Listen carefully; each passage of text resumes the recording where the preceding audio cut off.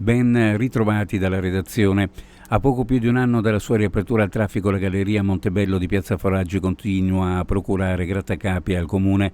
Il consorzio stabile Sacca Costruzioni, l'impresa di Torrecuso in provincia di Benevento che si era aggiudicata i lavori di riqualificazione di quella galleria, ha avanzato richiesta al comune di 20 milioni di euro di quelle che tecnicamente vengono definite riserve, cifra che andrebbe ad aggiungersi ai 7,4 milioni già incassati per l'opera del consorzio.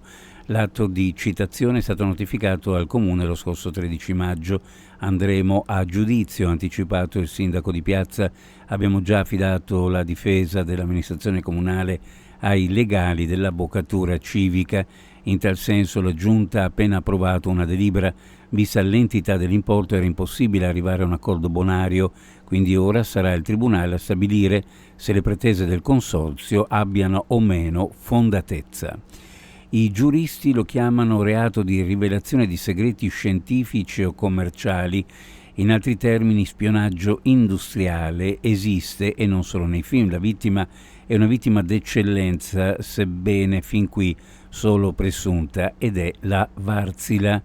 Le informazioni sui progetti di alcuni importanti componenti di un motore per navi sarebbero finite nelle mani di un'altra società. Queste componenti sono state poi realizzate e messe sul mercato. La società è la Socomar SRL di Trieste, con sede in zona industriale a San Dolligo.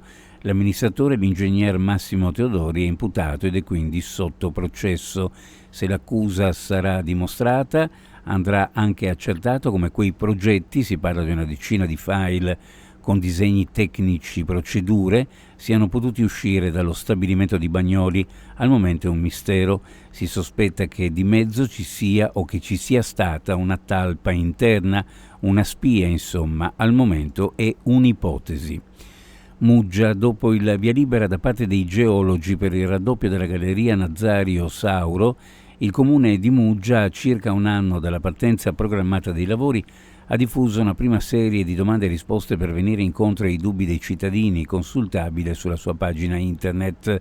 Va detto che non si è ancora di fronte al progetto esecutivo, ciò significa che per quanto sia possibile dare delle indicazioni generali, queste ultime potrebbero subire delle variazioni al momento della aggiudicazione del bando di gara. Partendo dalle certezze, l'obiettivo è di rendere pedonale e ciclabile l'area del Mandracchio, disciplinando adeguatamente l'accesso per il carico-scarico al centro storico. Venendo invece al cantiere, allo stato attuale sono previste 2 fasi diverse di lavori, i quali avranno una durata complessiva di 21 mesi. La prima era durata 2 giorni, questa volta invece i giorni raddoppiano. Durerà da oggi a domenica l'allerta diramata dal Comune di Trieste per quanto riguarda il superamento della soglia di attenzione di 120 microgrammi per metro cubo di ozono nel territorio municipale. L'ultima volta l'allerta era stata diramata meno di un mese fa, nelle giornate del 28 e 29 giugno. Da questa mattina invece le precauzioni e i consigli diffusi dall'azienda sanitaria dureranno fino a domenica. Le previsioni dell'ARPA indicano nella giornata odierna il valore di 121 microgrammi per metro cubo, 116 per domani, mentre nel weekend i valori raggiungeranno il valore di 135 il sabato e 127 domenica. Uno sguardo alle previsioni meteorologiche per la giornata, un aggiornamento per la nostra regione, cielo in prevalenza variabile su tutta la regione, probabilmente poco nuvoloso dal pomeriggio. Al mattino Borino, il pomeriggio Brezza sulla costa, temperature massime in pianura fra 29 e 32, le massime sulla costa fra 28 e 30 gradi centigradi. Previsioni a cura di ARPA e FVG Meteo. Ed è tutto per il momento con informazione, grazie per averci seguito. A più tardi.